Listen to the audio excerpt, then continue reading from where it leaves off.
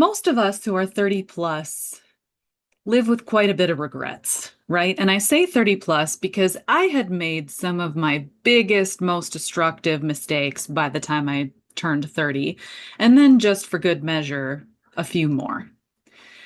And today I just want to talk to you about how it is absolutely not too late for those of us who are 30 plus, and I mean 30 all the way to 100 or even beyond if you're blessed enough to live that long.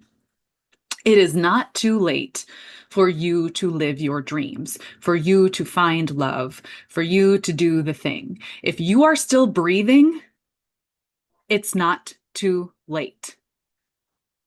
Even if you have a health condition, even if you've got some financial obstacles, even if you're exhausted, even if you've got some kids with the wrong people, it's not too late. Even if you got kids with the right person, it's not too late. This is the most important part of this. Many of us look back on our 20s and we think, God, why didn't I do that thing then? Why didn't I move there then? Why didn't I start playing music then? Why didn't I pursue that sport then? Oh, where would I be now? I'm going to tell you why you didn't do it in your 20s. Because you were an idiot. And I was an idiot. Most of us are idiots in our 20s. Most of us do not pursue our dreams in our 20s because number one, we're delusional. Most of us are delusional about our own self-importance and our own mortality. So we do all these dumb things. And number two, because it's very hard for us in our 20s to distinguish our own values and our own interests from the interests and values we were raised with, both in our immediate families and those who raised us, but also the cultural things that we were conditioned to believe before we knew how to siphon out what's ours and what's not. And the one way that we do, maybe like when we get that awareness in our 20s of how we might be different than our caregivers or our culture, is we rebel, right? And often that rebellion ends in our own demise or self-destruction or poor decisions. That's the case for many of us in our 20s. That's why many of us don't pursue our dreams in our 20s because we don't know ourselves yet. We're delusional. We can't distinguish our values from those that we were raised with. And often we still have voices in our ears, right? We have people kind of leading us astray from our path. Sometimes those people are our caregivers. Sometimes those people are our friends in quotes, from high school who are kind of trying to pull us back into that high school culture. And so we listen to those voices. And most of us, especially in the United States, are not taught to listen to that inner voice, that inner guidance. And most of us are also not taught to look to wisdom from our elders, right? The US has come to glorify youth culture to a point where it's actually creepy. And here's what I mean by that. Most of the stories that are told in our TV shows, in our movies, and just the ones that are the real money makers feature youth.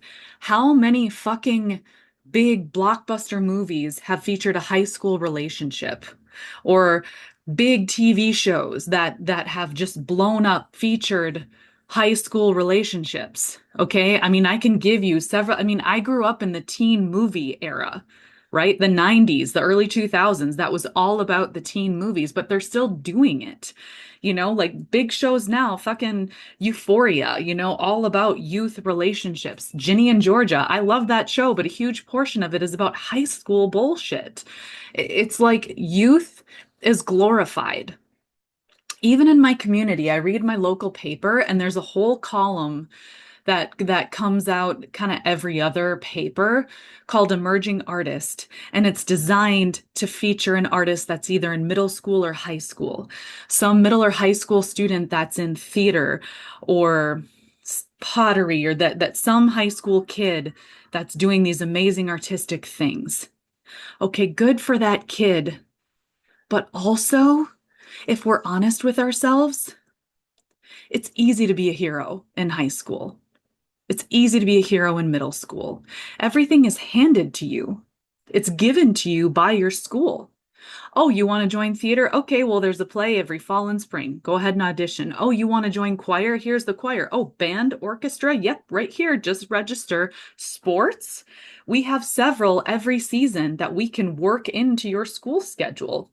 Go to school right after. Oh, you got basketball practice. Go to school right after. Oh, okay, there's chess club, right? It's easy to pursue your interests in middle school and high school because it's handed to you. You can just do it. Now, I don't want to dismiss the traumatic experiences that I know middle school and high school students have. I'm not saying that every youth has an easy life. That's not what I'm saying. I'm saying we need to stop glorifying youth culture. Because number one, it's creepy because all of these TV shows that blow up also feature a lot of sexual relationships with these kids, which is disgusting. But also, it's high school. It keeps people stuck in high school. It sent these stories that glorify these high school relationships and accomplishments send the message that youth is the only place where we can be successful. That once we've graduated high school, well, it's all downhill from there. Don't think that these stories don't impact our culture. They absolutely do. Youth has been glorified for too long in this country. And it causes people to think that when they get into their 30s, 40s, 50s, 60s, 70s, 80s, 90s, that if they didn't pursue a certain dream or a certain type of love or a hobby, that they just can't anymore because they didn't do it when they were younger. That's not true. In fact, I'm going to argue that those of you who are 30 plus, between your 30s and your 100s, you are the best person to pursue your dream now. You know why? Because you have some wisdom on your side. You made some mistakes that you learned from. You met some new people. You had some new experiences. You have wisdom. And the best, most worthwhile art has wisdom in it. And the world needs to see it. What I want to know, what I want to read about in my local paper is not the high school kid who's doing great in theater. I want to read about the single mom who learned how to play piano and is now this beautiful musician. That this single mom who bought a keyboard one day and gave herself 10 minutes every evening after her kids went to bed to practice, to learn. Each night a new chord, a new note, a new melody until before she knew it, she was a master. I want to read about that mom, and I want to read about what learning piano did for her. I want to read about the 87-year-old man who learned Mandarin, who, when he could, maybe in the waiting room for a medical appointment or maybe on his evening jog, I want to learn about the man who listened, to Mandarin on tape, who practiced when he could, whenever he met someone who could speak Mandarin. I want to learn about the man who became fluent in Mandarin at 87. Do you know that speaking of 87, there's an 87-year-old man in my dance class.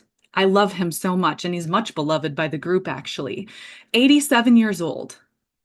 And he has an intense health condition, and that man drives 25 minutes from his house every Monday, Thursday to go to my high intensity cardio hip hop dance class. And he stays with us. It's not too late. I want to hear more stories like that about the person who knew it wasn't too late and pursued the thing. It is not too late for you. In fact, now is probably the perfect time. I can't help but think about Britney Spears, who I just did my previous episode on. It is not too late for her to take hold of her story again. The clutches of the people who tried to use her and the media who tried to abuse her did not go so deep that she can't remember herself, that she can't take those stories back and compost them into something that reminds her of her power and all the young girls, such as myself, who looked up to her of their power. You have wisdom now. You need to share that wisdom. You have the strength that you didn't have in your 20s. You have the experiences, you have the knowledge that you didn't have then. If you didn't pursue something in your 20s, it doesn't mean that you can't now. It means you weren't ready. It means you were like most of us in our 20s and you were delusional or confused. Well, you're not delusional and confused now. You're on the other side of some very real and intense experiences, and you have wisdom and you have power that the world needs to learn from. Pursue the thing, whatever it is not too late. And I'm speaking from somebody who didn't find real love until she was 34 years old. I was on the other side of a lot of trauma when I finally found love. And guess what? That love came with 6 kids. Okay, so I could look at my life and go, well, fuck me. I finally found the person who I want to travel with and create with and just be with and drink tea slowly on my porch. But I can't because there's 6 kids now because on the other side of some life experiences. I could look at that and go, well, I'm just fucked because I didn't meet him sooner.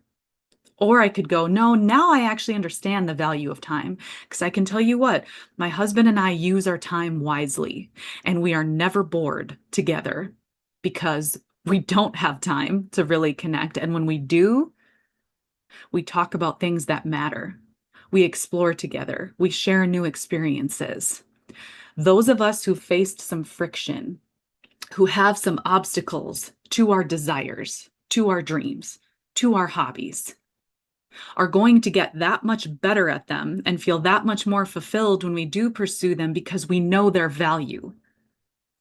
We know how important it is. So we're going to use that time, that resource, that skill level wisely. Those of us who face obstacles, who come up against friction, also know the value of that thing. Because friction, this is a lesson I'm learning from Chani, friction creates strength, growth. It pushes you to do the thing that you maybe wouldn't have otherwise. Our challenges do that. Even our regrets do that. You can transform your regrets into your power again. You can look back and go, yeah, I learned something there. And this is how I'm going to use it now. And I invite you to do that today. We need to start glorifying the stories of adults again, of elders again, of people who have some wisdom. We need to stop shining this toxic light on youth culture as the only form of success. Because think about the people you know who are stuck in high school, whether in their behavior, their gossip, their interests. Are they still defining themselves by how well their kid is doing in sports or how many activities they're involved in? I found that's a pretty common thing. People determine their worth by how many kids or how many activities their kids are involved in, because that's what they've been conditioned to do. They've forgotten who they are or the wisdom and impact that they can have on the world because they've conditioned to believe that youth culture and what the youth are doing is the only thing that matters. It's not. Youth are delusional. They're learning. There's a lot that they don't know, but you know it. You've learned some things. And I can't say it enough that it's not too late. Pursue the thing and tell your story. My goal for all of us is to build a culture where we glorify the wisdom of adults and elders again, where people value their experiences, all of them, and who they've become and are inspired enough to share that with others so that it can help them too. Pursue the thing. Tell your story. And it's as simple as asking an adult. And believe me, I've done this and it creates a lot of discomfort because people are like, what? Ask an adult what their interests are. Don't just talk about their kids. Ask them what their interests are. Learn about their interests. I do it all the time because it reminds people that, hey, what I'm doing still matters. I might have some wisdom that I can share. So a simple step, ask adults about their interests. Pursue your interests and your dreams when you can. It's more attainable than you think. Get creative with how you can pursue it. And then share those stories. If you have influence over a newspaper or even your own social media, share the story of an adult you know who's doing something remarkable. Share it. Don't just share the meme or the shitty news. I want to challenge you today to share the story of the adult you know who's doing something remarkable. Share that. Put it in your news feed. I'm going to do it right now by telling you about my husband. He has this very cute Instagram called Just Rexin' Around. I'll link it for you. My husband's in his 40s and he's making dinosaur puppet videos where he's sharing wisdom and having fun doing it. Prime example of someone who's just doing it when he can, finding pockets of time to share this wisdom and it's fun for him. So I'm going to share that page because it's an adult who I know who's doing something remarkable. Find the remarkable in your everyday interactions. Maybe it's your aunt who loves to travel. Like, for example, I have an aunt who loves to travel and look at lighthouses, right? She appreciates the art of lighthouses. And she knows more about lighthouses than anyone I know. And she's seen a lot of beautiful places because she does that. There's some wisdom there in looking at all these ancient things, sources of light, and sharing it. There's so many remarkable adults out there whose stories need to be told. So honor your own. It's not too late. Honor the people in your life. And if you are someone who's 29 or younger watching this, I've got some final words for you. Number one, respect your elders. Number two, don't have babies with the wrong people. Number three, thanks for coming.